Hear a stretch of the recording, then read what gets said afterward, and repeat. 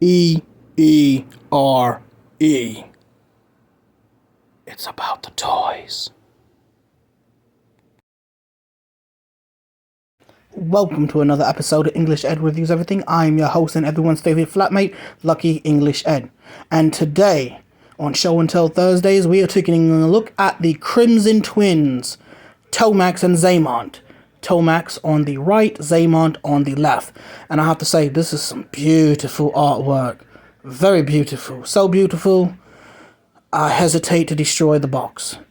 But anyway, you didn't come here to see a box, you came here to see figures, so let's jump right into it.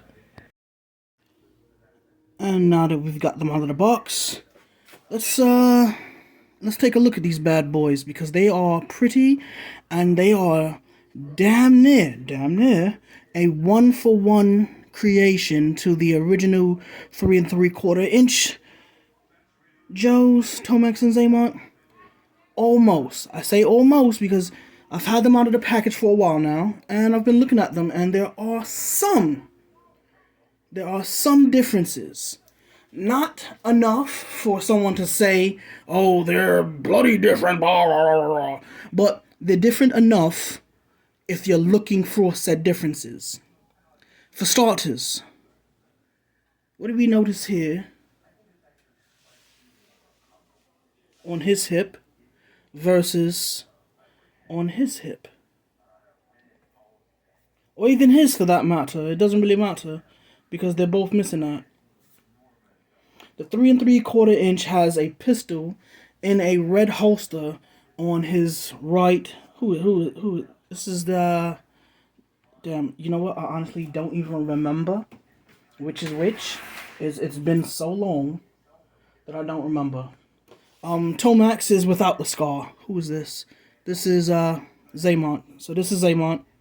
Tomax is without the scar. So Tomax has a pistol in a red holster with a red stripe going down his right leg, while the modern, today's classified, does not have that red pattern going down his right leg with a red holster.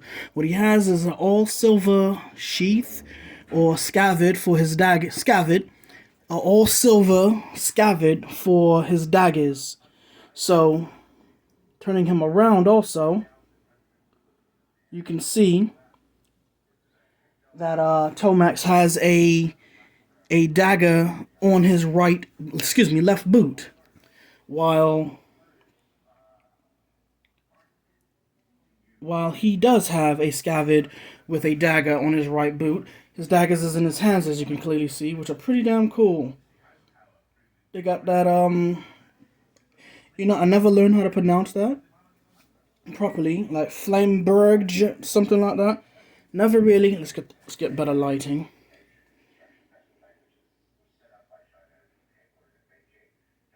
I never really learned how to pronounce that, but he does have that scabbard. And it's a black knife with a silver blade in a silver sheath. There are some other differences. For instance, Tomax, pretty much the same, doesn't have pouches on his waist buckle, but he does.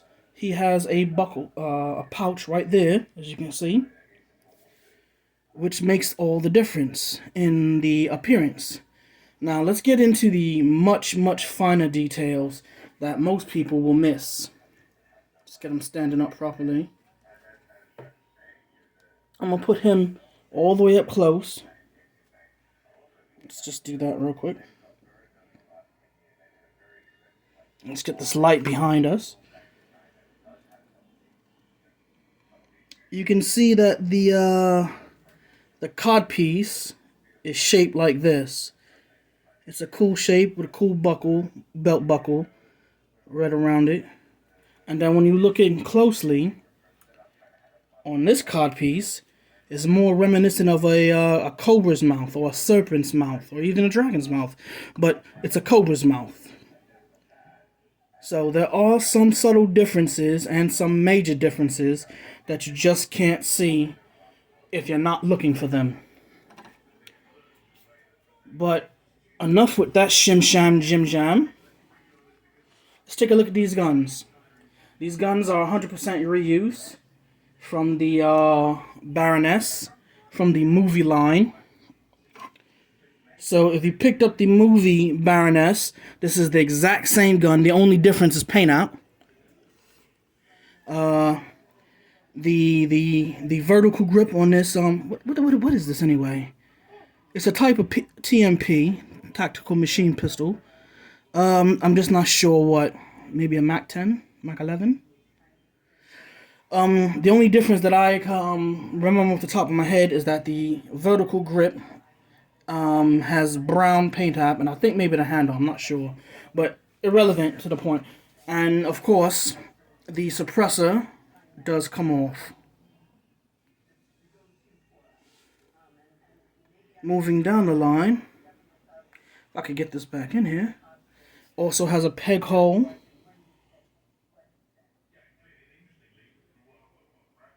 For blast effects in the future. Removing this blade, putting it back in its sheath so we can take a look at the articulation, which is standard across males, all males. So let's just sit him down, pop this out, and standard articulation as with all males. Let's pop the head off and see what the head is doing. The head is on a dumbbell joint.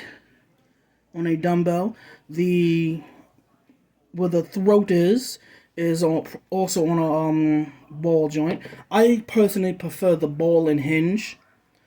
In my opinion, you just get more. You get more articulation out of the ball and hinge. Because let's take a look at this. Let's back him up real quick. Take a look at this. He looks up without moving his torso. Let's just give him some neck. Give him some neck. That's pause. He gets about that much articulation with just the dumbbell joint, which is why I prefer a ball and hinge. Now his butterflies are actually really good.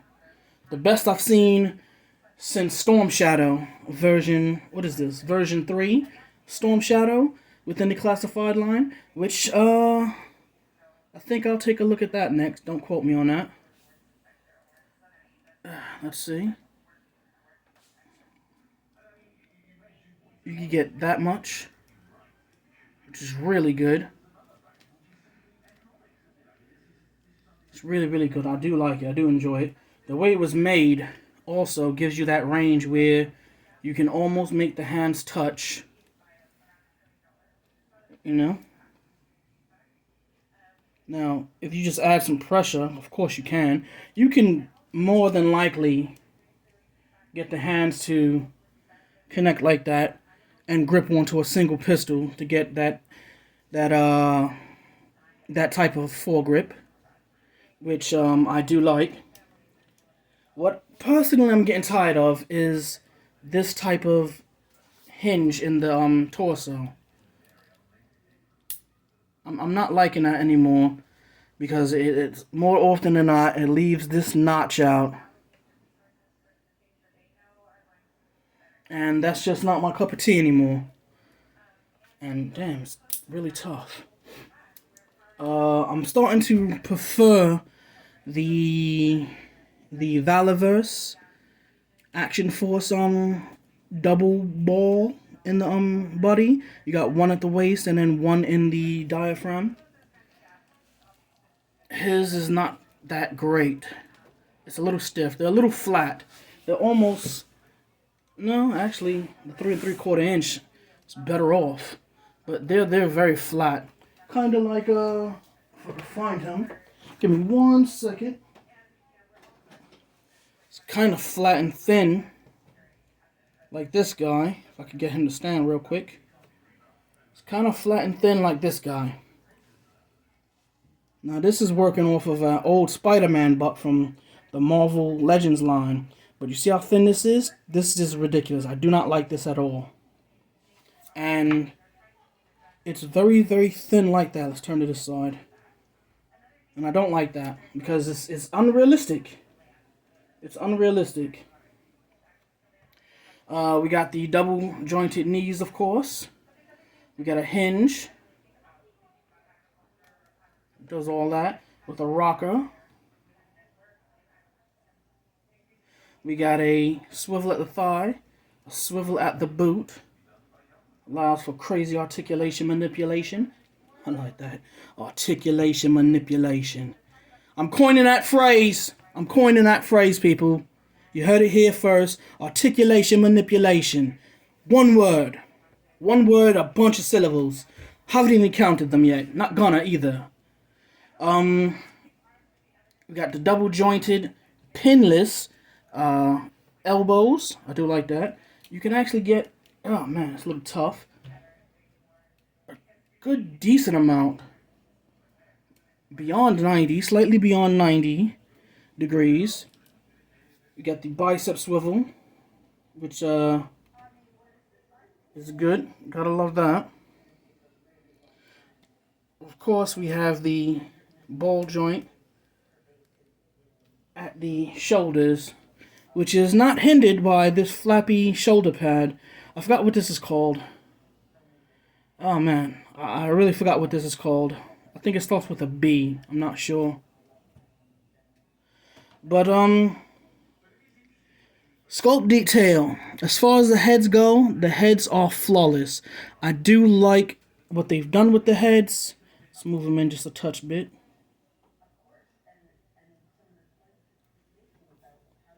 The heads are really, really nice. Someone took their time sculpting these. Big ups. Can't remember that gentleman's name with all the rings, the very thin bald guy. He is very talented. I hope it was him who did these because these are remarkable and I want to give credit where credit is due. So if he did these, flawless victory, my friend, flawless victory. It's unfortunately he's no longer with Hasbro though. And it shows that he's no longer with Hasbro with that damn Flint. Was it Flint? No, excuse me, Falcon. Lieutenant Falcon. That head sculpt. That's what I think about the head sculpt. More similarities we have between the 3 3/4 inch. If we get in real nice and close, we'll notice that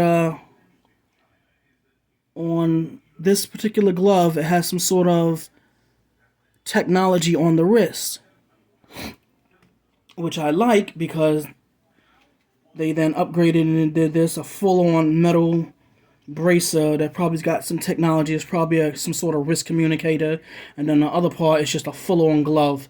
I love how they did this. Is this removable? Let's find out. Off and off. It is completely removable. I just took the hand off. And this part, which is the part of the glove that makes it look like a really cool leather glove. So now, people, let's take. Well, no, there's nothing really left to take a look at this point. We know the articulation, the sculpt is great. Let's get into some oh my goodness, no, we can't have that. Let's get into some dynamic poses. So I'll be right back. You're not gonna believe it. Just to do this little thing right here and this, like I can't even touch this anymore to position it to where it's facing the camera because it fell over every single time. It took me down near 20 minutes just to get these guys in a position. There's nothing else holding them. No sticky tack, no Figma stands, none of this. It's just pure balance. And keep in mind, my desk is not very level. If I put a marble, it's gonna roll off to that. It's gonna roll off to that side. Let's take a look at that. As you can see, it's only one foot stand, and who is that? Tomax is balanced completely out of sheer luck. Let's put this back underneath here. I was gonna do like 2 or 3 poses, but Jesus. Jeebus cripe. That being said though, it looks really beautiful. So I'm just gonna move the entire camera.